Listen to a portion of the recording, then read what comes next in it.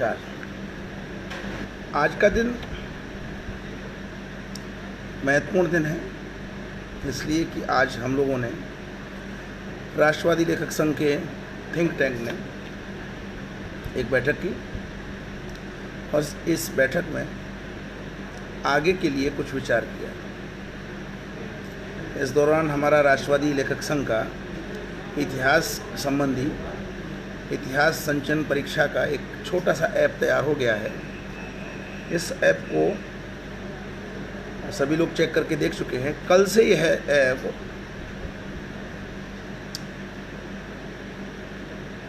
पूरे हफ्ते के लिए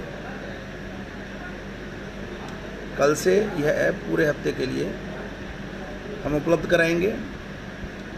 50 प्रश्न इसमें होंगे और इन 50 प्रश्नों के उत्तरों के आधार पर बहुविकल्पीय उत्तर होंगे। अंक प्रदान किए जाएंगे और इस टेस्ट को देते ही तुरंत उसका प्रमाण पत्र संबंधित व्यक्ति की ईमेल आईडी पर पहुंच जाएगा। उमेश यादव जी आए हैं, उन्हें नमस्कार। हेमा को भी स्नेहिल नमस्कार। लोग धीरे धीरे बढ़ रहे हैं। दीपांकर द्विवेदी, उन्हें भी स्नेहिल नमस्कार।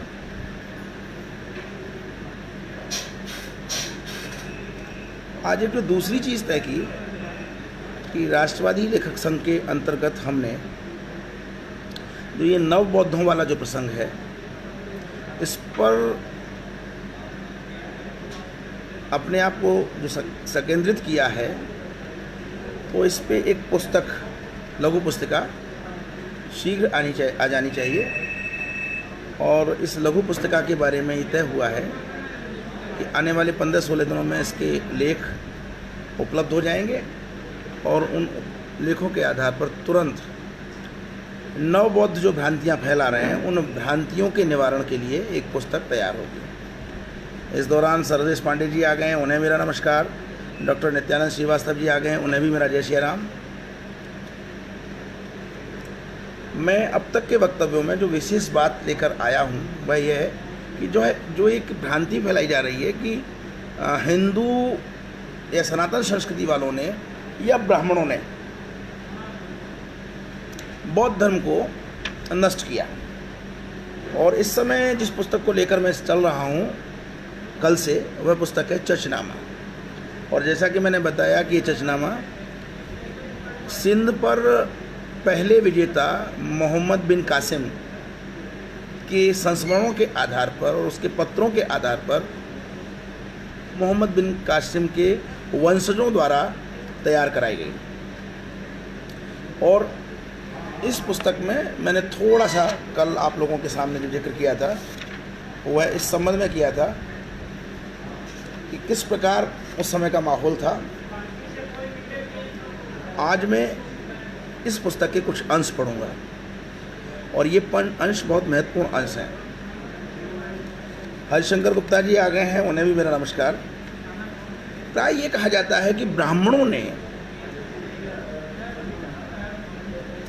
प्रयास करके बौद्धों को समाप्त किया और कहीं ना कहीं यह कहकर जो बौद्धों के वास्तविक विध्वंसक हैं उनको छुपाने का एक कोशिश किया जाता है। और उस छुपाने की कोशिश में एक और बात होती है कि अब जो वंचित समुदाय के लोग हैं या बौद्ध धर्म को जो मानने वाले लोग हैं, उन्हीं के विध्वंसकों से उनका टाई अप कराने की कोशिश की जाती है, जय भीम और जय मीम के नारे देते हुए। जय भीम और जय मीम ये नारे तो वर्तमान के हैं, लेकिन यह जो प्रसंग है ये आज़ादी से पहले से ही चला आ रहा है। और जैसा कि मैं पिछले प्रसंगों में आप सभी को बता चुका हूँ कि रसिकलाल विश्वास, जोगेंद्र नाथ मंडल और वीरेंद्र नाथ विश्वास जैसे लोग इस दलित मुस्लिम एकता की पहल पहले से ही करते आ रहे हैं। और ये बड़ा आश्चर्य होता है कि एक तरफ तो ये अपने आप को बौद्ध धर्म का अनुयायी बताते हैं, और दूसरी तरफ बौद्ध धर्म के प्रतीकों को चुन चुनकर समाप्त करने वाले आक्रांताओं से मित्रता गांठने में लगे हुए, केवल और केवल सनातन संस्कृति को क्षति पहुंचाने के लिए। इन नवबौद्धों को, इन फर्जी नवबौद्धों को न तो बामियान में जो विश्व की सबसे ऊंची बुद्ध प्रतिमाएं थी उनके नष्ट होने से कोई मतलब है, नालंदा का भी ध्वंस ये शंकराचार्य द्वारा मानते हैं, न कि बख्तियार खिलजी द्वारा।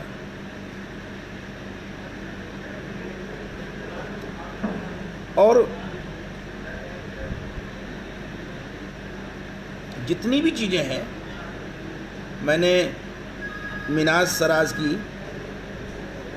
तबकाते नासरी के माध्यम से बताया था कि बख्तियार खिलजी ने किस प्रकार से बिहार से लेकर और बंगाल तक, लखनऊ तक, किस प्रकार से मात्र 200 घुड़सवारों से प्रारंभ करते हुए अपना अभियान शुरू किया, जो लखनऊ में पहुंचते पहुंचते केवल 18 घुड़सवार उसके पास रह गए थे। लेकिन उन 18 घुड़सवारों की मदद से भी उस समय की जो बौद्ध धर्म की जो स्थिति थी, उसके चलते बिना किसी प्रयास के बंगाल जैसे एक बड़े राज्य को एक झटके में हड़प लिया, और इन आक्रांताओं को जो भी संघर्ष की स्थिति का सामना करना पड़ा या जहाँ पे ये पराजित हुए, वह क्षेत्र था जहाँ सनातन संस्कृति अपनी पूरी आस्था और अपनी पूरी सुदृढ़ता के साथ जमी हुई थी, यानी कि आसाम। तो इस प्रकार हम ये देखते हैं स्पष्ट रूप से कि एक तो पश्चिमोत्तर भारत, यानी कि उत्तर प्रदेश से लेकर हरियाणा, पंजाब, यहाँ पर इन विदेशी आक्रांताओं को युद्ध झेलने पड़े, और या फिर ठीक सुदूर पूर्व में आसाम में जाकर इनको युद्ध झेलने पड़े। और जो बीच का जो हिस्सा, जिसे हम प्राय बंगाल कहते हैं, बंगाल प्रेसिडेंसी का जो हिस्सा है उसको कहते हैं, बंगाल प्रेसिडेंसी का जो हिस्सा था वो बहुत आसानी से बिना किसी प्रयास के इन्होंने अपने कब्जे में किया। बड़ा आश्चर्य होता है कि इतिहास में इन सारी घटनाओं के पर्याप्त साक्ष्य होते हुए भी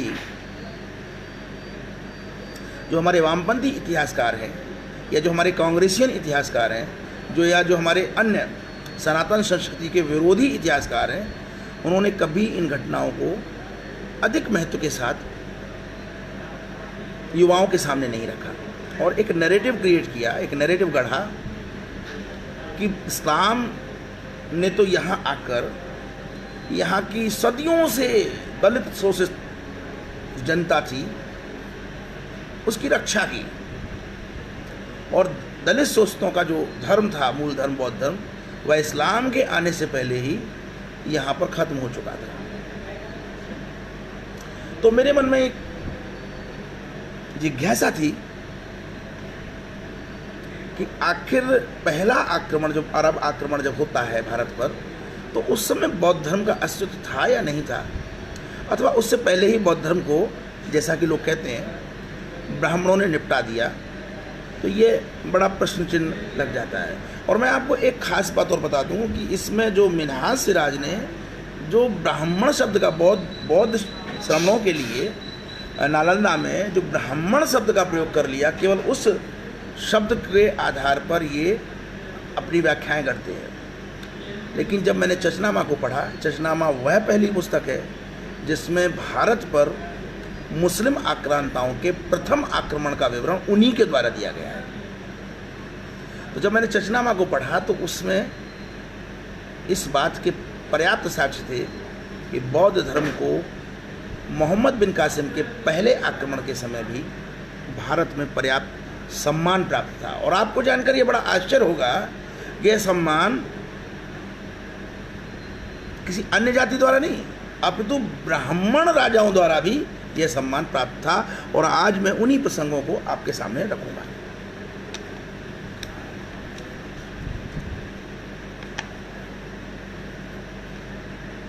सिंध पर रायचच चचनामा पुस्तक का नाम है। तो रायचच का शासन था और रायचच के पुत्र का ही नाम दाहिर था, जिसके समय में मोहम्मद बिन कासिम का आक्रमण हुआ। तो रायचच ने अपने साम्राज्य विस्तार के लिए अपने पड़ोसी राज्य लोहाना का शासक था अघम, लोहाना के शासक अघम पर एक आक्रमण किया और उस आक्रमण में अघम आक्रमण से पूर्व ही उसकी मृत्यु हो जाती है और अघम का जो पुत्र है सरहंद, वह राजगद्दी पर बैठता है। तो इस लोहाना के शासक अघम और उसके पुत्र सरहिंद के विषय में जो जानकारी चचनामा में है, मैं सबसे पहले आपके सामने रखूँगा। इस दौरान मैं देख रहा हूँ कि वी.के. गर्ग जी आ चुके हैं हापुड़ से, उन्हें मेरा नमस्कार। कविता बाना जी को मेरा नमस्कार। हरिशंकर गुप्ता जी आ ही चुके हैं और मेरे मित्र संदीप कुमार दास जी, उन्हें भी मेरा नमस्कार। अब मैं सीधे प्रसंग पढ़ता हूँ। अघम का एक मित्र था बौद्ध बाबा। अब आप ध्यान दीजिए, अघम का एक मित्र था बौद्ध बाबा शमनी। जहाँ तक मैं समझता हूँ कि श्रवण शब्द से, क्योंकि अरबी और फारसी में जब लिप्यांतरण होता है तो मात्राओं में हेरफेर हो जाता है। तो अघम का एक मित्र था बौद्ध बाबा शमनी बद्रकू बुद्ध घई। अब कितना लंबा नाम है, बौद्ध बाबा शमनी बद्रकू बुद्ध घई था। वह बुद्ध मत का अनुयायी था, यानी कि स्पष्ट रूप से बौद्ध धर्म उस समय भारत में विराजित था। और ये बात मैं नहीं कह रहा हूँ, ये मोहम्मद बिन कासिम के जो दस्तावेज हैं उनसे निकली हुई बात है। बद्रकू एक बुद्ध मंदिर नौविहार का मुख्य पुजारी था। अब मुख्य पुजारी जो शब्द लिखा हुआ है, इसका मतलब और भी पुजारी थे। वो पुजारी अपनी भक्ति और ईमानदारी के लिए लोकप्रिय था, अर्थात जो बौद्ध श्रमण थे या बौद्ध पुजारी थे, वह अपनी भक्ति और ईमानदारी के लिए लोकप्रिय भी थे। यानी कि कहीं से भी आपको बौद्ध धर्म के अस्तित्व पर कोई संकट उस समय पर नज़र नहीं आता। और पता नहीं ये किस प्रकार से लिख देते हैं कि बौद्ध धर्म को सनातन संस्कृति के लोगों ने नष्ट किया। अब इसमें जो आगे जो लिखा हुआ है, मैं थोड़ा तेज़ी से पढ़ूंगा क्योंकि इसमें एक दो बात हमारे प्रसंग से अतिरिक्त होती हैं, लेकिन बहुत सारे अर्थ देती हैं, उन्हें भी हम जो देखेंगे। प्रशासन में भी उसके अनुयायी थे। अब आप देखिए, जो मुख्य पुजारी है बुद्ध मंदिर का, जो मुख्य पुजारी है मंदिर का, बद्रकू बुद्ध घई, उसके अनुयायी प्रशासन में भी शामिल थे। यानी कि कुल मिलाकर जो दृश्य बन रहा है वो बुद्ध मंदिर भी है समाज में, वहाँ पे मुख्य पुजारी के साथ अन्य पुजारी भी हैं और वो पुजारी लोकप्रिय है, अर्थात पर्याप्त सम्मान प्राप्त है समाज में, और उसके अनुयायी राजकीय प्रशासन में भी सम्मिलित हैं। अब ये बताइए कि बौद्ध धर्म के अस्तित्व के लिए और क्या क्या चीज़ें और क्या क्या साक्ष्य चाहिए। इतना सरलीकरण किया गया है इतिहास का, इतना सरलीकरण इतिहास का किया गया है कि कुल मिला के उस सरलीकरण को करके जो सनातन संस्कृति से जुड़ी हुई चीज़ें हैं उनको किनारे कर दो। बुद्ध धर्म को अगर कहीं पे जो है नैरेटिव गढ़ने में कोई दिक्कत आ रही है तो उसको भी किनारे कर दो।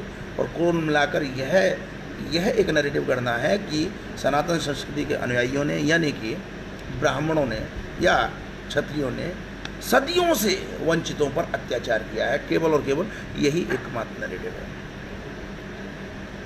मैंने एक प्रसंग आपको बताया था। आज मेरे रेलवे के कुछ मित्रों ने मुझसे पूछा कि आप तो अध्यापन से जुड़े हुए नहीं हैं, तो आपके मन में विचार कैसे आ गया कि इस दिशा में कार्य करना चाहिए। तो इस दिशा में कार्य करने के लिए मैंने इतिहास केवल उतना ही पढ़ा था जितना प्रतियोगी परीक्षाओं की तैयारी के लिए पढ़ा जाता है, लेकिन प्रतियोगी परीक्षाओं की तैयारी के लिए भी पर्याप्त इतिहास पढ़ना पड़ता है और इतिहास में मेरी रुचि थी। तो दो प्रसंग, पहला प्रसंग तो ये आया कि एक मेरे साथी का रिटायरमेंट था। बहुत सीधे और सज्जन व्यक्ति थे। उस रिटायरमेंट में जब मैं गया तो उनके मकान पर छत पर कथा हो रही थी। हमने सामान्य रूप से ये सोचा कि जैसे सत्यनारायण की कथा होती है उस तरह से कथा हो रही होगी। हमारे साथी महोदय नीचे खड़े हुए थे दरवाजे पर, उन्होंने हमारा स्वागत किया और कहा कि ऊपर चलिए प्रसाद ग्रहण करिए। हम 3-4 लोग थे, ऊपर पहुँचे। और मैं एक बार पहले भी एक वक्तव्य में जिक्र कर चुका हूँ कि जिस प्रकार चौकी पे केला बांधकर एक मंडप सा बनाकर सत्यनारायण की पूजा की जाती है और केलों के नीचे चौकी पर सत्यनारायण भगवान को रखा जाता है, ठाकुर जी महाराज को रखा जाता है, पीतल के होते हैं प्राय, लगभग वही दूर से दृश्य नजर आ रहा था। लाउड स्पीकर का माइक लगा हुआ था, उस पर वह कथा चल रही थी।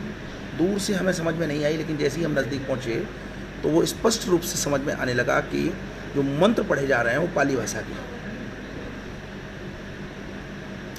और जब हम नज़दीक पहुँचे तो हमने देखा कि केले के पेड़ के नीचे पीतल की चमकती हुई बुद्ध की प्रतिमा रखी हुई थी। अर्थात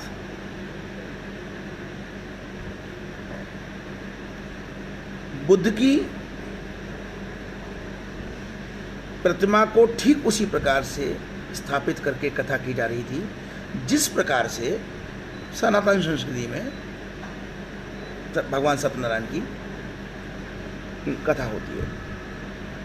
तो मुझे लगा कि ये हमारे जो मित्र हैं इतने सीधे और सज्जन हैं और फिर भी सनातन संस्कृति का परित्याग करके बुद्ध के अनुयायी हैं, कोई बुरी बात नहीं है। लेकिन एक मन में विचार आया कि यह दृश्य अगर यहाँ पे है तो यह दृश्य कहाँ कहाँ होगा। और संयोग की बात देखिए कि थोड़े दिनों बाद जैसे जैसे सोशल मीडिया डेवलप हुआ, सोशल मीडिया पर कटुता भरे मैसेजेस जो आने लगे, सच बता रहा हूँ कि दिमाग चक्कर हो गया। सोचने को मैं मजबूर हो गया कि आखिरकार एक हमारा बहुत बड़ा हिस्सा ये किधर मूव हो रहा है, किधर जा रहा है। और बड़ा आश्चर्य मुझे हो रहा था कि कोई भी व्यक्ति इस पर ध्यान नहीं दे रहा था। उसके बाद लगभग 2 वर्ष पूर्व भोपाल में मुझे एक बार और मैं इस वक्तव्य में जिक्र कर चुका हूँ, लेकिन उस समय नाम याद नहीं आ रहा था। आज मुझे पूरी तरह से नाम याद आ गया कि हम एक शिक्षा विभाग के बड़े अधिकारी कमिश्नर से मिलने गए, मेरे एक मित्र लेके गए। तो बाहर बोर्ड लगा हुआ था सत्यनारायण जटिया,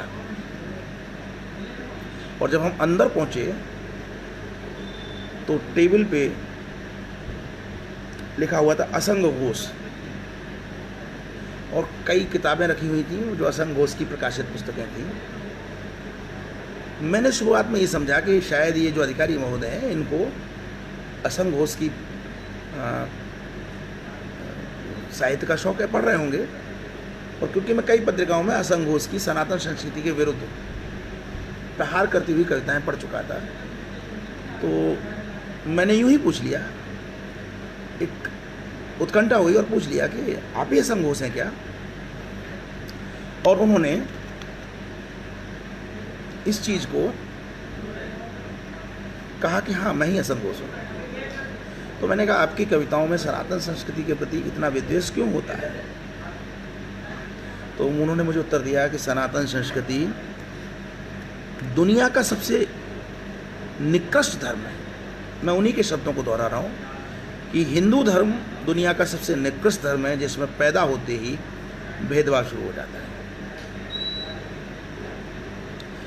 अब यथार्थ तो ये है कि जिस बौद्ध धर्म को वो अपनाए हुए थे श्रीमान जी, मैं एक वक्तव्य में बता चुका हूं कि बौद्ध धर्म में भी अछूत जातियां हैं, लेकिन उन्हें सिर्फ सनातन संस्कृति की जो चीजें हैं वो नजर आ रही थी।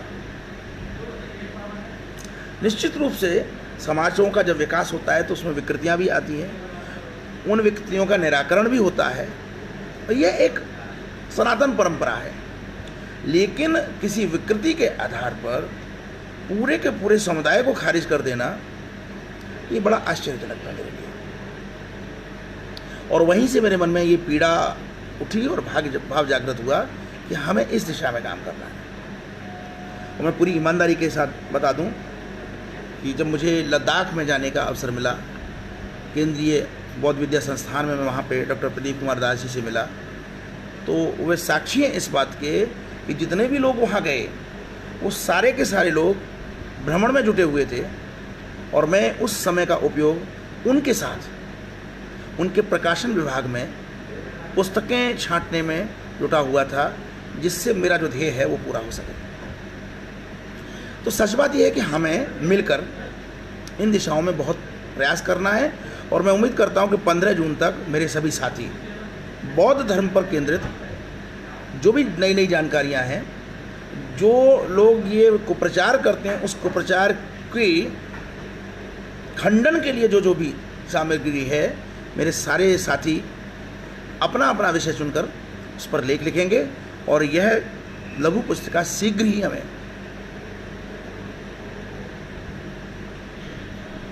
हमें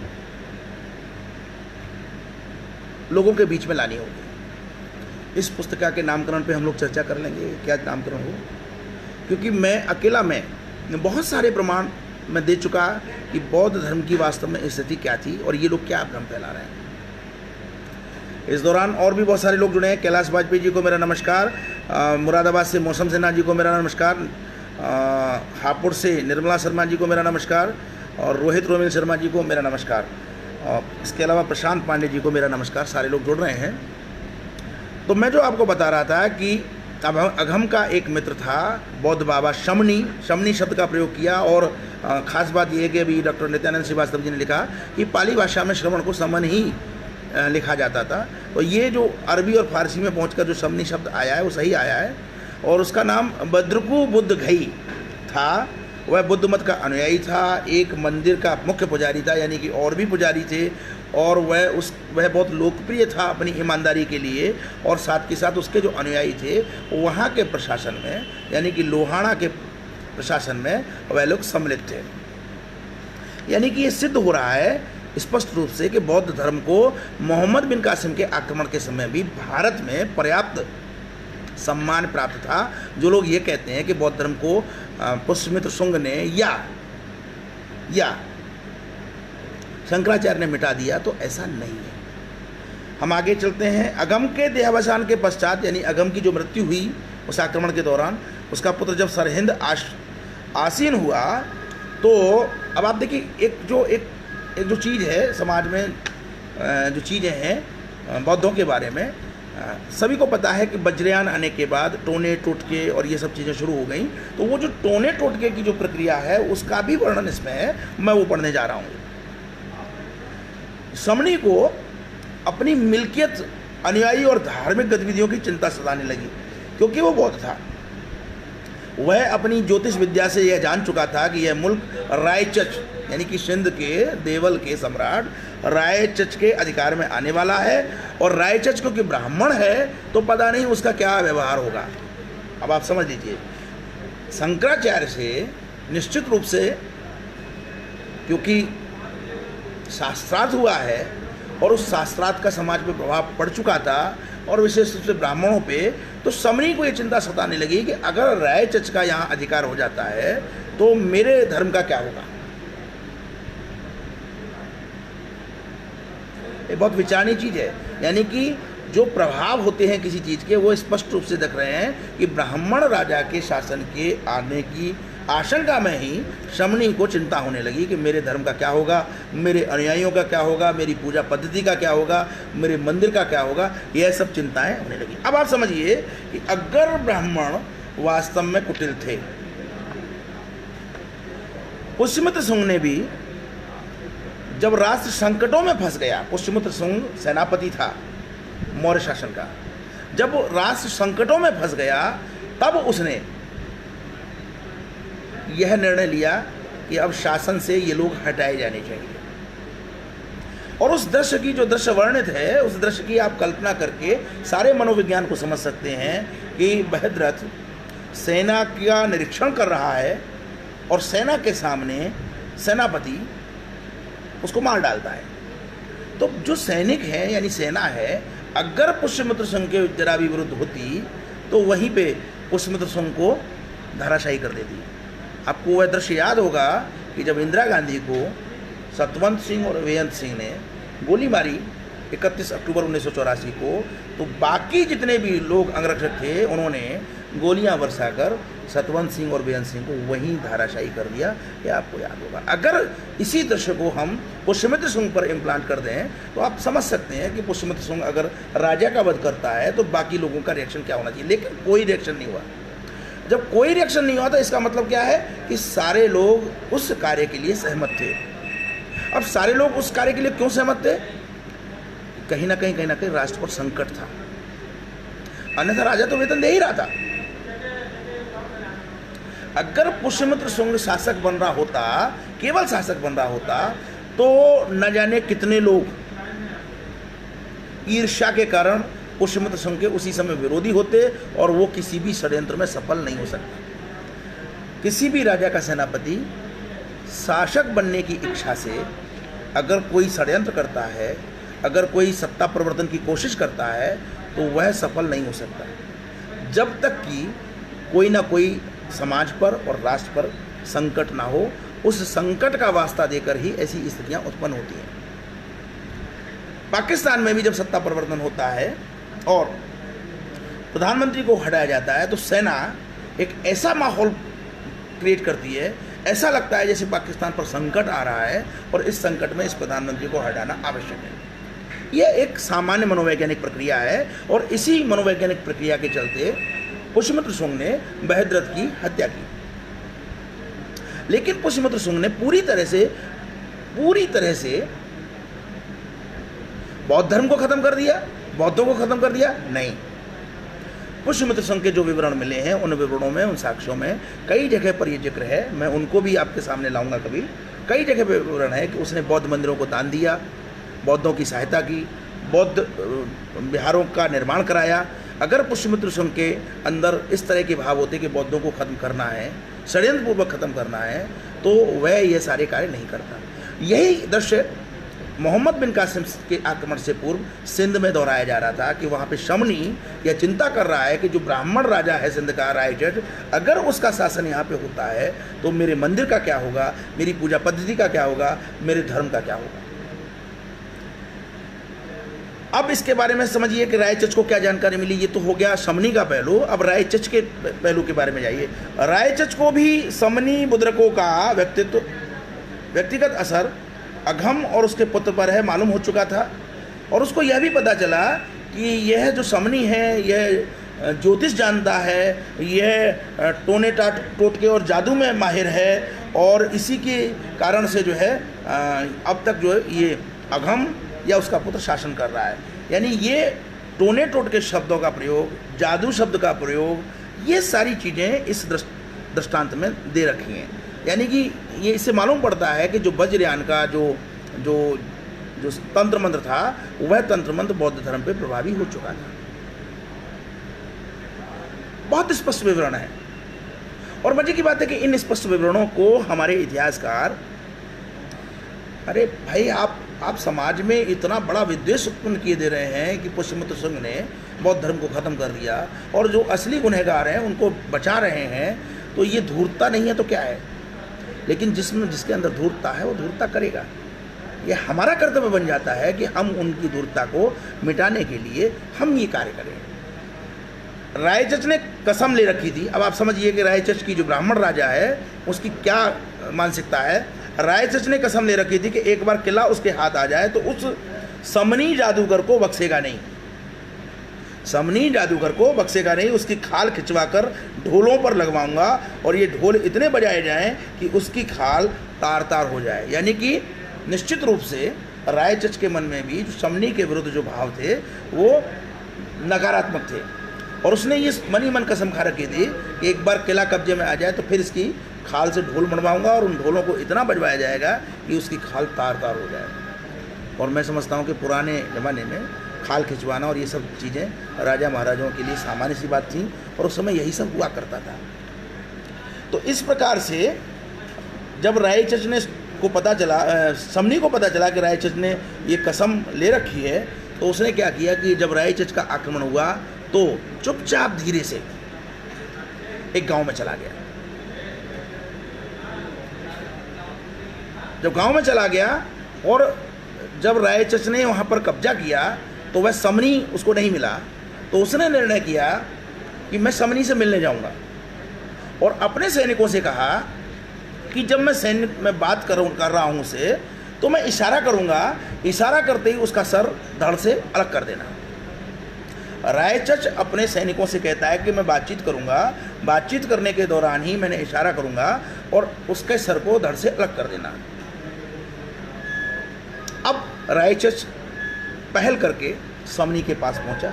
समनी उस समय जिस समय मिलने गया तो भगवान बुद्ध की प्रतिमा के सामने पूजा पाठ करने में व्यस्त था, और जब वो पूजा पाठ करने में जब व्यस्त था तो उसने ध्यान ही नहीं दिया कि रायचच आ गया है। रायचच वहाँ खड़े रहे अपने सैनिकों के साथ। काफ़ी देर के बाद जब समनी ने अपना ध्यान, अभी जो ध्यान चीज़ है मैं आपको बता दूं, हमारे यहाँ पे ध्यान चीज़ नहीं है, ये ध्यान भी बौद्ध धर्म की देन है। हमारे यहाँ पे आत्ममंथन शब्द का प्रयोग किया जाता है। आत्ममंथन, व्यक्ति आत्ममंथन करे, लेकिन वहाँ पर ध्यान विपश्यना कहा जाता है। तो एक तरह से विपश्यना में वो जुटा हुआ था और उसने ध्यान ही नहीं दिया कि रायचच आ चुका है अपने सैनिकों के साथ और वो जुटा रहा। अब रायचच की देखिए, कोई दूसरा व्यक्ति होता, इस्लामिक आक्रांता होता, तो ध्यान मग्न राय समनी का सर उतारने में उसे देर नहीं लगती, क्योंकि वो तो सर उतारने के उद्देश्य से गया था। लेकिन यह सनातन संस्कृति का भाव देखिए कि जितनी देर वो ध्यान मग्न रहा, रायचच वहाँ पर शांत खड़ा रहा, सैनिक उसके पीछे खड़े रहे। यह है सनातन संस्कृति, और ये मैं नहीं बता रहा, ये मोहम्मद बिन कासिम के वंशजों द्वारा लिखी गई जो पुस्तक है चचनामा, ये उसका दृष्टांत है। रायचच वहाँ खड़ा रहा और खड़े रहने के बाद उसने प्रतीक्षा की समनी के ध्यान के खत्म होने का। समनी ने का जैसे ही ध्यान खत्म हुआ तो समनी समझ गया कि ये राजा मारेगा, छोड़ेगा नहीं, लेकिन फिर भी धैर्यपूर्वक उसने जो है एक आसन बिछवाया और राजा को बिठवाया और राजा से वार्तालाप शुरू हुआ। जब राजा से वार्तालाप शुरू हुआ तो राजा ने पूछा कि तुम दुष्टता क्यों कर रहे हो? तो समनी ने कहा, मैंने कोई दुष्टता नहीं की, मैं अपने भगवान का भजन करता हूँ, मैं अपने भगवान को मानता हूँ, उनकी पूजा अर्चना करता हूँ, और क्योंकि अघम या उनका पुत्र बाद में वह मुझसे सलाह मशवरा करते थे, तो मैं तो केवल और केवल समाज के कल्याण के लिए, जनता के कल्याण के लिए उन्हें सलाह मशवरा देता था। जब मुझे पता चला कि आप आक्रमण करने वाले हैं तो मुझे लगा कि अब आप ब्राह्मण राजा हैं, मुझे महत्व नहीं देंगे, तो मैंने वहाँ नगर छोड़ दिया और नगर छोड़ के मैं यहाँ आ गया। मुझे किसी राजपाट से कोई लेना देना नहीं है, मुझे किसी चीज़ की अभिलाषा नहीं है, मुझे अपना जीवन शांति से बिताना है और मेरा बुद्ध धर्म शांति की बात करता है, इसलिए मैं यहाँ पे आ गया। अब रायचच ने जब ये बात सुनी तो रायचच को लगा कि ये व्यक्ति तो ठीक कह रहा है, ये व्यक्ति गलत तो है नहीं। तो जब गलत नहीं है तो वो बहुत प्रभावित हुआ। उसने समनी से बात की और समनी से कहा कि जब आप प्रजा के लिए इतने अच्छे भाव रखते हैं तो आपको छोड़ के नहीं आना चाहिए, आप वहीं रहते। समनी ने कहा कि आप मुझ पे भरोसा करते न करते, इसलिए मुझे तो आना ही था और मेरी कोई इच्छा नहीं है। रायचच कुल मिलाकर समनी के व्यवहार से बहुत प्रसन्न हुआ और कहा कि जिस प्रकार से आपने अघम और उनके पुत्र का मार्गदर्शन किया, आप मेरा भी मार्गदर्शन करें, मुझे क्या क्या करना चाहिए।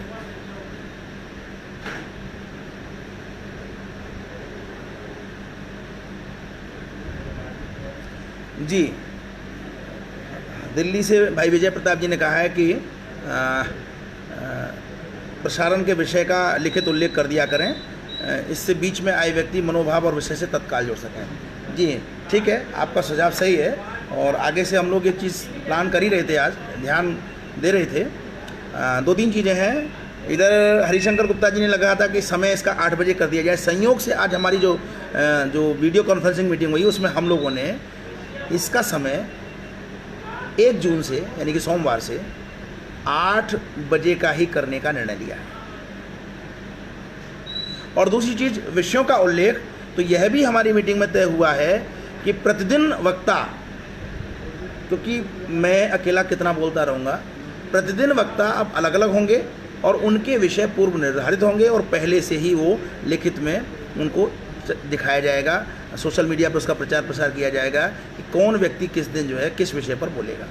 तो विजय प्रताप जी, आपकी भी बात हम पहले ही तय कर चुके हैं और उधर जो हरिशंकर गुप्ता जी का अनुरोध है वह भी हम पहले से ही तय कर चुके हैं। हाँ, एक और चीज़ बता रहे हैं कि ये जो अब जो चीज़ें हैं, हम क्योंकि अभी तक तो मेरी फेसबुक से लाइव हो रहा था, अब हमने ये निर्णय किया है कि राष्ट्रवादी लेखक संघ का एक पेज होगा।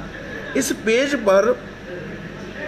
पेज पर सारे लोग लाइक कर देंगे, तो जो भी अब वक्तव्य हुआ करेंगे 1 जून से वह राष्ट्रवादी लेखक संघ के फेसबुक पेज पर हुआ करेंगे।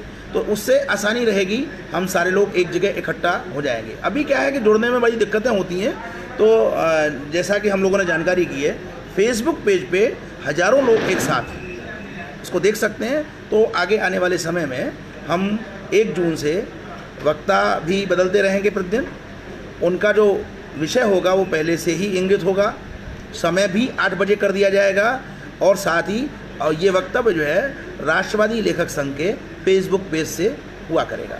आज का जो विषय है, मैं एक बार सभी जो बाद में लोग जुड़े हैं उनकी जानकारी के लिए बता दूं, हमारा जो लगभग सारे वक्तव्यों का जो मूल विषय रहा है वह रहा है फर्जी नवबौद्धवाद। किस प्रकार से कुछ लोग सनातन संस्कृति को क्षति पहुंचाने के लिए उस पर तरह तरह के आरोप लगाते हैं, और जो सबसे बड़ा जो आरोप लगाते हैं वो इस तरह का लगाते हैं कि सब बौद्ध संस्कृति को सनातन संस्कृति वालों ने ख़त्म कर दिया। मैं इस बात के कई प्रमाण दे चुका हूँ कि ऐसा बिल्कुल भी नहीं है। आज जो मैं प्रमाण दे रहा हूँ वह मोहम्मद बिन कासिम के द्वारा जो संस्मरण थे उसके, जो उसका पत्राचार था, उसके आधार पर मोहम्मद बिन कासिम के वंशजों ने एक जो पुस्तक रचना कराई, उसका नाम चचनामा है। उस चचनामा के दृष्टांत दे रहा हूँ। और इसमें एक ब्राह्मण राजा चच, जो कि दाहिर का नाम सबने सुना है, मोहम्मद बिन कासिम का जो युद्ध हुआ था वो दाहिर से हुआ था। दाहिर के पिता राजा चच के समय का जिक्र है। राजा चच ब्राह्मण थे और उन्होंने जब एक अपने पड़ोसी राज्य पर आक्रमण किया तो वहाँ का जो बौद्ध प्रसंग है मैं उसकी चर्चा कर रहा हूँ। आगे बढ़ रहा हूँ मैं।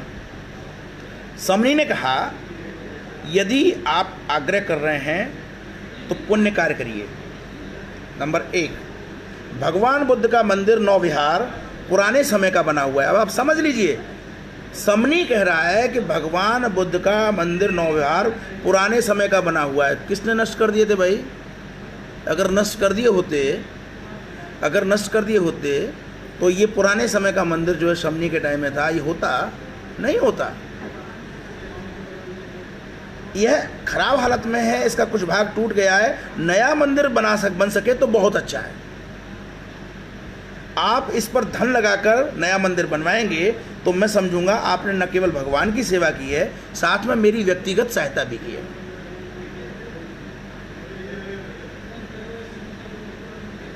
बाकी मैं आपके साथ हूं। राय चच ने कहा बिल्कुल अवश्य।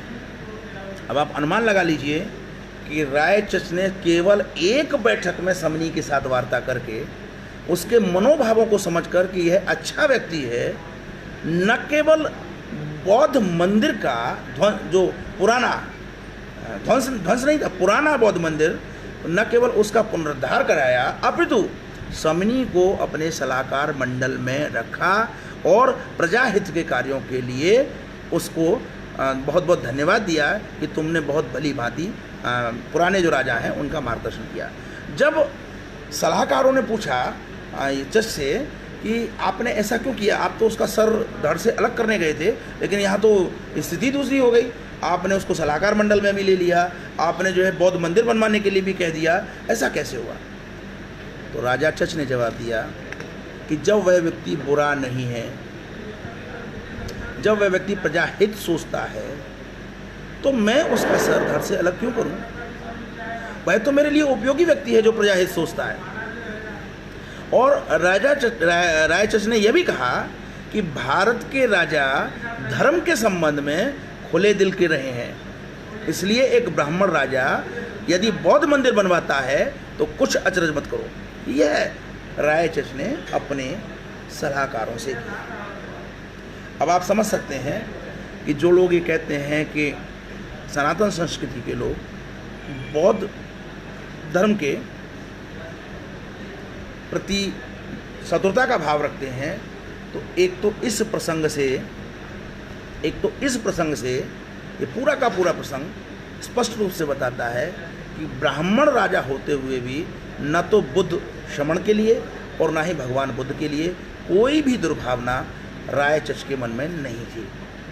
एक प्रसंग मैंने अलबरूनी की किताब में निकाला था, जहाँ लिखा हुआ था कि कलयुग के आने के बाद शुद्धोधन के पुत्र बुद्धोधन धर्म का प्रचार करेंगे। यानी कि भारत में सनातन संस्कृति में बुद्ध को बहुत सम्मान के साथ देखा जाता है, यहाँ तक कि उन्हें जो ईश्वर के अवतारों में एक गिना जाता है। और लोग कहते हैं कि सनातन संस्कृति ने या ब्राह्मणों ने बौद्ध धर्म को क्षतिग्रस्त कर दिया, बौद्ध धर्म को गायब कर दिया। इस केवल और केवल पूर्वी उत्तर प्रदेश से लेकर, जिसे हम गाजीपुर कह सकते हैं, जौनपुर गाजीपुर का इलाका है, वहाँ से लेकर के और बंगाल तक जिस प्रकार से मुस्लिम आक्रांताओं ने थोड़े से बिना किसी युद्ध के बहुत बड़ा परिवर्तन, धर्म परिवर्तन करा दिया। आज भी जो है पाकिस्तान और बांग्लादेश बनने के बाद भी आज भी वह पॉपुलेशन लगभग 25 से 30% के करीब है।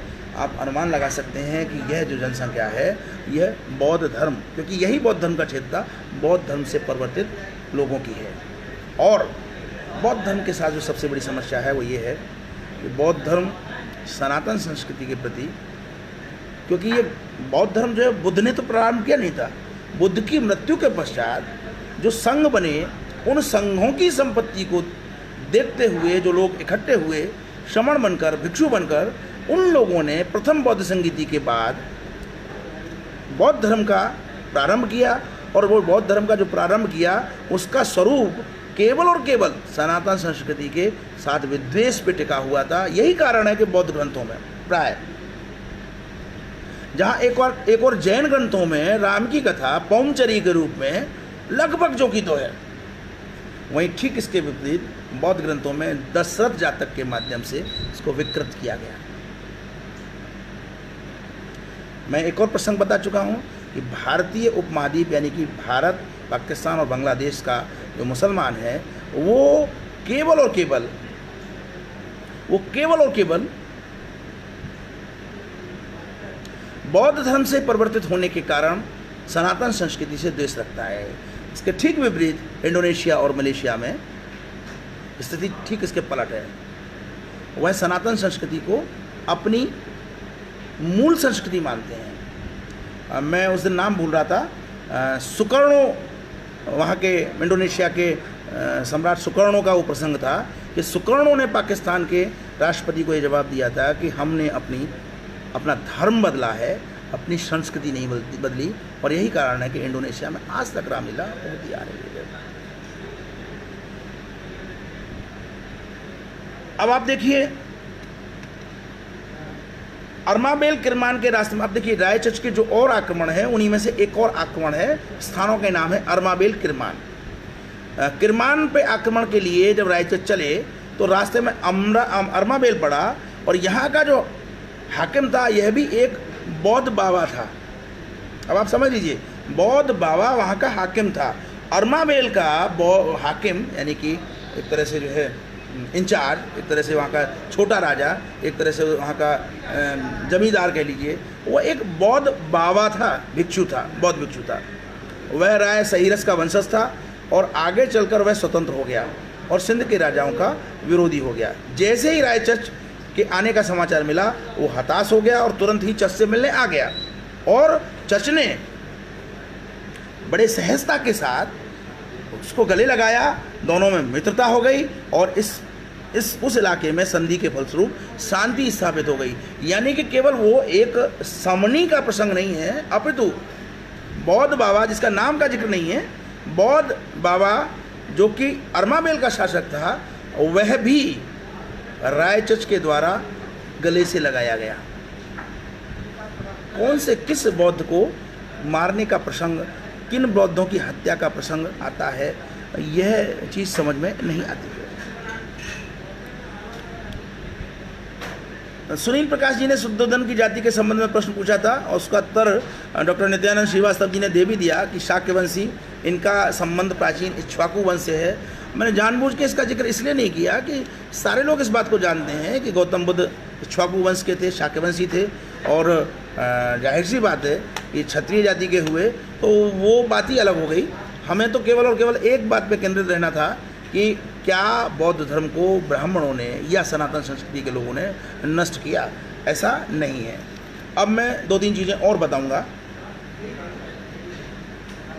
मैंने 2-3 बार ये अपने वक्तव्य में जिक्र किया है कि अरबों के लोगों का जो मूल स्वभाव था वह भारत पर या किसी भी देश पर राजनीतिक रूप से कब्जा करने का नहीं रहा। इस चचनामा पुस्तक में बहुत स्पष्ट रूप से मोहम्मद बिन कासिम ने जो आक्रमण की पृष्ठभूमि है उस पृष्ठभूमि के विषय में भी बताया है।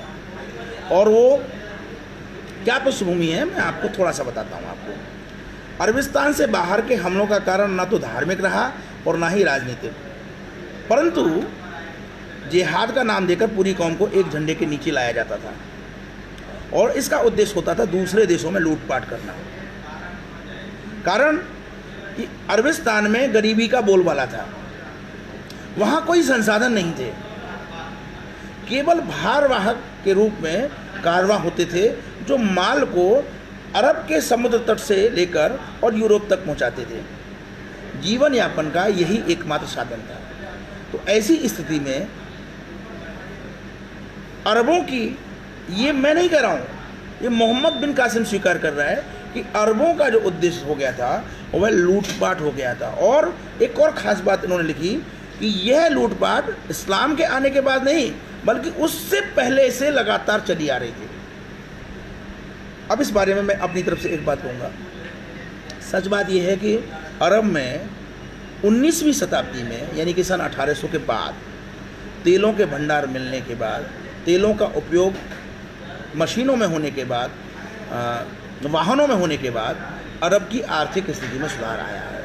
अन्यथा अरब के सन 1800 के आसपास के अगर चित्र आप देखेंगे कहीं उपलब्ध हो इंटरनेट पे, तो वो मिट्टी के टूटे, जैसे कोई हमारा भारत का गांव हो, मिट्टी के टूटे हुए घर, झोंपड़ियाँ और ये सब मिलेंगी। खजूर वहाँ की सबसे बड़ी पैदावार है, जगह जगह खजूर के पेड़, और यही कारण है कि इस्लाम में खजूर का बहुत बड़ा महत्व है। आर्थिक स्थिति में सुधार केवल 18वीं शताब्दी में 19वीं शताब्दी में सन 1800 के बाद तेल के भंडार और उनकी विक्रय के बाद प्रारंभ हुआ है। अन्यथा अरब में भुखमरी की स्थिति थी और बार बार इकट्ठा होकर पड़ोसी देशों में लूटपाट, जैसे डाकू हुआ करते थे, लूटपाट ये कार्य था उनका। आपने अरबी घोड़े का प्रसंग सुना ही होगा, मेरा अरबी घोड़ा है, नाम सुना होगा आपने। तो घोड़ों पर चढ़कर आना और पड़ोसी राज्य में जहाँ पर समृद्धि है वहाँ पर घुसना और घुसने के बाद लूटपाट करके चला जाना, यह वहाँ की चर्या थी। सबसे खास बात यह है कि सिंध उनसे बहुत दूर था, सिंध उनसे बहुत दूर था और सिंध के रास्ते में बहुत ही पर्वतीय क्षेत्र पड़ा करते थे। उन पर्वतीय क्षेत्रों को पार करके आना और फिर उसके बाद लूटपाट करना और लूटपाट करके वापस जाना, यह बड़ा ही दुष्कर कार्य था। अतः यह जो लूटपाट का काम था यह प्राय भारतीय क्षेत्र में अर्थात सिंध आदि में नहीं होता था, अपितु जो समुद्री यातायात जो होता था वहाँ पर ज़्यादा ये लूटें हुआ करती।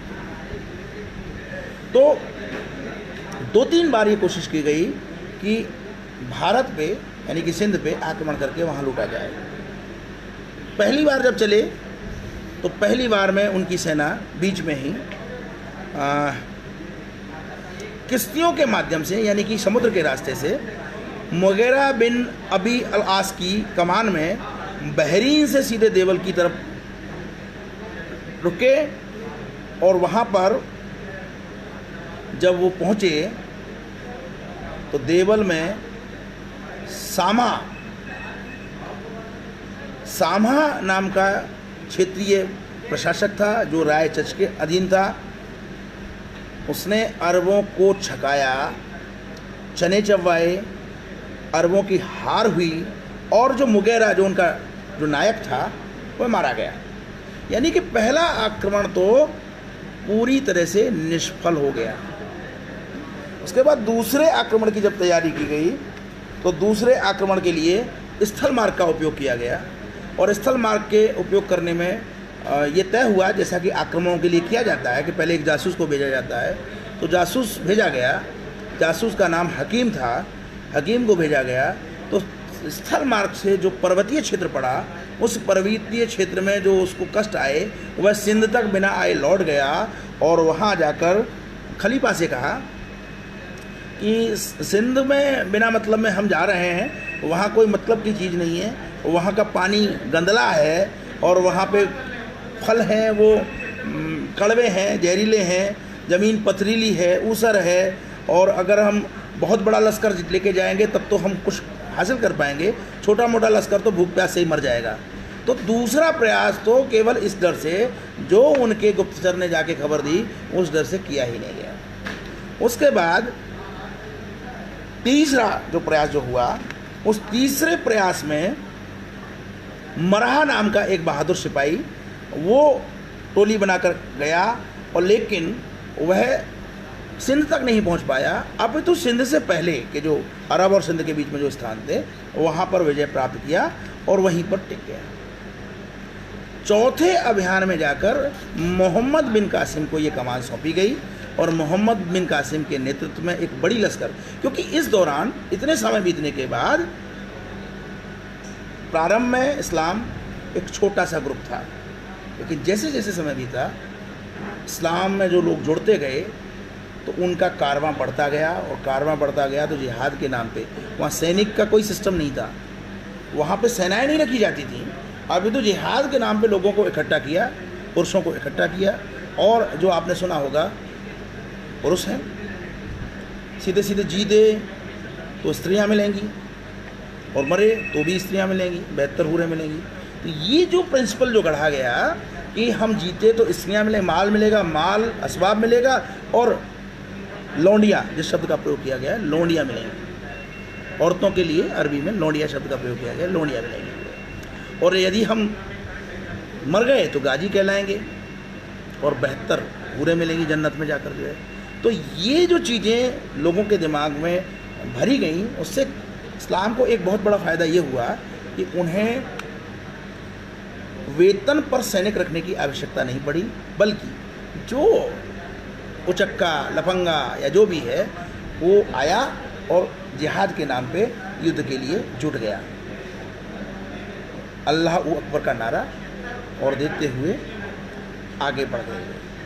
अब करीबन 100 से 150 साल की प्रक्रिया में धर्म परिवर्तन, इन्हें धर्म परिवर्तन सबसे मुफीद लगा, सबसे आसान लगा, क्योंकि फ़ायदा ये होता है कि जो शांत प्रिय जो कौमें होती हैं वह धर्म परिवर्तन, जब कोई आक्रमण, मृत्यु जब जो सर पे आ जाती है तो प्राय धर्म परिवर्तन को उचित समझते हैं। और जब धर्म परिवर्तन कर लेती हैं तो उनकी जब 2-3 पीढ़ियाँ जब बीत जाती हैं तो उसके बाद वह जो धार्मिक जो परिवेश नया उनको मिलता है, तो वो जो नई पीढ़ियाँ आती हैं वो उतनी ही आक्रामक हो जाती हैं। ये एक सामान्य मनोवैज्ञानिक सिद्धांत है। उदाहरण के लिए आप देखेंगे कि भारत जब आज़ाद हुआ तो जितने भी मुसलमान अभिनेता और अभिनेत्री थे वह अपने नाम उस समय, क्योंकि एक माहौल एकदम विरुद्ध था, तो वह अपने नाम हिंदू नाम रखते थे। अजीत, दिलीप कुमार, ये आप लोगों ने नाम सुने होंगे, मधुबाला, मीना कुमारी, ये नाम आपने सुने होंगे। इस्लामिक लोग उस समय अपने नाम हिंदू वाले नाम रखते थे। और मज़े की बात यह है कि उस समय जो पीढ़ी थी, बहुत से जो पुराने लोग हैं उनको पता होगा, बड़ा सम्मान के साथ बात करती थी। लेकिन आज आज़ादी के बाद लगभग तीसरी पीढ़ी चल रही है, ये जो युवाओं की जो तीसरी पीढ़ी है सोशल मीडिया पर इसका क्या रुख है आप सबको समझ में आ ही रहा होगा। तो आप समझिए कि एक धार्मिकता के माध्यम से ऐसे मनोभाव उत्पन्न कर दिए गए कि अपने आप सेना खड़ी हो रही है, अपने आप बेहतर होने के लिए जान गंवाने वाले लोग खड़े हो रहे हैं, पथराव के लिए लोग खड़े हो रहे हैं, और सनातन संस्कृति के लोग अपने घरों में क्या फ़र्क पड़ता है सोचकर सो रहे हैं। यह जो सोचने की ये जो प्रक्रिया है, यही सनातन संस्कृति को हानि पहुंचाने वाली प्रक्रिया है। और यदि समय रहते हम लोगों ने वैचारिक आंदोलन खड़ा नहीं किया तो निश्चित रूप से हमें किसी इस्लामिक आक्रांता का भय नहीं है, हमें किसी अन्य चीन का या किसी का भय नहीं है। हमारे लिए जो सबसे भय की जो चीज़ है वह यह है कि हमारा अगर सनातन संस्कृति का एक बहुत बड़ा भाग ब्रेन वॉश करके हमसे अलग कर दिया गया तो हमें क्षति पहुंच सकती है। ठीक उसी प्रकार से जिस प्रकार से पूर्वी पाकिस्तान बनते समय जोगिंद्रनाथ मंडल जैसे लोगों के नेतृत्व में बहुत सारी भूमि, हिंदू बाहुल्य भूमि पाकिस्तान में चली गई। और खेद की बात और दुख की बात यह है कि उस भूमि के जाने के बाद भी जिन लोगों ने उस भूमि को अपनी मातृभूमि समझकर कि हम यहाँ इन लोगों के साथ सुखी रहेंगे, सदियों से सनातन संस्कृति द्वारा किया गया शोषण ये लोग समाप्त कर रहे हैं, इस भावना के साथ उनसे जुड़े थे। कुछ ही वर्षों में मात्र 6 वर्षों में दृश्य बदल गया और 19% पूर्वी पाकिस्तान में 19% जो हिंदू जनसंख्या थी वो आज घटते घटते मात्र 1 से 1.5% रह गई। और जो बड़े बड़े लीडर थे उस समय वंचितों के, दलित समुदाय के, शेड्यूल कास्ट फेडरेशन के, जिनके 2-3 के नाम मैं अक्सर कर अब बोलने लगा हूँ। लोग तो जोगिंद्रनाथ मंडल को ही जानते थे, लेकिन जोगिंद्रनाथ मंडल के अलावा 2 नाम और आ चुके हैं, रसिकलाल विश्वास और वीरेंद्र नाथ विश्वास। ऐसे लोगों को कुछ भी हासिल नहीं हुआ। आज चंद्रशेखर रावण जैसे लोग, दिलीप मंडल जैसे लोग, जिग्नेश मेवानी जैसे लोग कुछ भी कृत्य जो कर रहे हैं इसका परिणाम इनको भोगना पड़ेगा। यह जो मिथ्या आरोप सनातन संस्कृति पर लगाते हैं कि हमें सनातन संस्कृति ने नष्ट कर दिया, बौद्धों को नष्ट कर दिया, इससे बड़ा झूठ तो कोई हो ही नहीं सकता। सच बात यह है कि सनातन संस्कृति के लोगों ने जान की बाजी लगाकर आपकी रक्षा की, अन्यथा आपके पूर्वज उसी समय इस्लाम ग्रहण कर चुके होते। मुझे लगता है कि आप एहसान फरामोश हैं। आर्थिक विपन्नता जो ईस्ट इंडिया कंपनी के कारण आई, उस ईस्ट इंडिया कंपनी के आर्थिक विपन्नता का जो दोष है आप सनातन संस्कृति के लोगों पर रखना चाहते हैं। और जिस भेदभाव की आप बात कर रहे हैं, कोरोना संकट में छुआछूत का दृश्य पूरा स्पष्ट हो चुका है। आज आप किसी भी जाति के हों, छुआछूत अपनाना ही होगा, नंबर 1। नंबर 2,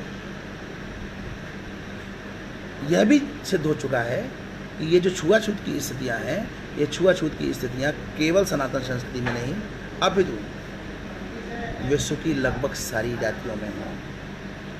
इसी को यूरोप में और पश्चिमी देशों में रेसिज्म कहा जाता है। हमें निश्चित रूप से ये जो मध्ययुगीन परंपरा है इससे ऊपर उठना चाहिए, लेकिन साथ में वैज्ञानिक मर्यादाएं हैं उनका भी पालन करना है। अगर हम वास्तव में यथार्थ में वैज्ञानिक ढंग से सोचना शुरू करेंगे तो हमारे जो बीच की दूरियां हैं वो मिटेंगी, अन्यथा ये दूरियां बढ़ती जाएंगी और निश्चित रूप से नए रसिकलाल विश्वास पैदा होंगे, नए जोगिंद्रनाथ मंडल पैदा होंगे, नए वीरेंद्र नाथ विश्वास पैदा होंगे और उनका हश्र वही होगा जो पुराने रसिकलाल विश्वास, पुराने जोगिंद्रनाथ मंडल और पुराने वीरेंद्र नाथ विश्वास का होगा। इसी के साथ मैं आज अपनी बात समाप्त करना चाहूँगा। बहुत बहुत धन्यवाद आप सबका। आप लोग जुड़े रहिए और जो हमारा जो फेसबुक पेज है मैं उसको इनवाइट करने के लिए सभी लोगों से कहूँगा, सारे लोग इनवाइट करें। अनूप जी एक ऐसी व्यवस्था कर दें कि मैक्सिमम लोग इनवाइट हों और उसको लाइक करें। इस तरीके की कोई व्यवस्था करें जिससे हम 1 जून से पहले पर्याप्त संख्या में उससे लोगों को जोड़ सकें। यही कामना है। इसी कामना के साथ धन्यवाद, नमस्कार।